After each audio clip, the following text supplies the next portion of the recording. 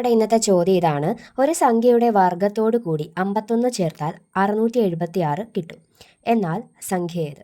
അപ്പോൾ നമുക്ക് സംഖ്യ ഏതാണെന്ന് അറിയില്ല. അപ്പോൾ ആദ്യമേ നമ്മൾ എന്ത് ചെയ്യും? സംഖ്യയ്ക്ക് എക്സ് എന്ന് കൊടുക്കും. ഓക്കെ ആണല്ലോ. ഇവിടെ ക്വസ്റ്റ്യനിൽ പറഞ്ഞേക്കുന്നത് എന്താ? സംഖ്യയുടെ വർഗത്തോട് കൂടിയെന്ന. അപ്പം സംഖ്യയുടെ വർഗം എന്ന് പറയുമ്പം സംഖ്യ എക്സ് ആണെങ്കിൽ അതിൻ്റെ വർഗം എക്സ് സ്ക്വയർ. അതിനോട് കൂടി 51 കൂട്ടിയപ്പോൾ എത്ര കിട്ടിയെന്നാണ് പറഞ്ഞത്? 676 കിട്ടി. ഇനി നമുക്ക് എന്താ കണ്ടുപിടിക്കേണ്ടത്? എക്സ് ആണ് ഇവിടുത്തെ കണ്ടുപിടിക്കേണ്ടത്. അപ്പോൾ എക്സ് സ്ക്വയർ അവിടെ കിടക്കട്ടെ. 676 ഇവിടെ പ്ലസ് 51 ഈക്വൽ ടു അപ്പുറത്ത് പോകുമ്പോൾ എന്താവും? -51. അപ്പം 6 നിന്ന് പോയാൽ 5, 7 5 പോയാൽ 2, 6. അപ്പം നമുക്ക് ആൻസർ എത്ര കിട്ടി? 625 എന്ന് കിട്ടി. എക്സ് സ്ക്വയർ ആണ് എന്തെന്ന് പറയുന്നത്? 625. അപ്പോൾ എക്സ് എന്ന് പറഞ്ഞാൽ എത്ര കിട്ടും? ഈ സ്ക്വയർ ഇക്വറ്റിനപ്പുറമ്പോൾ റൂട്ടാവും. അപ്പം 625. റൂട്ട് 625 എന്ന് പറഞ്ഞാൽ എത്രയാണ്? 25. അതായത് 25 × 25 നമുക്ക് എത്ര കിട്ടുന്നത്?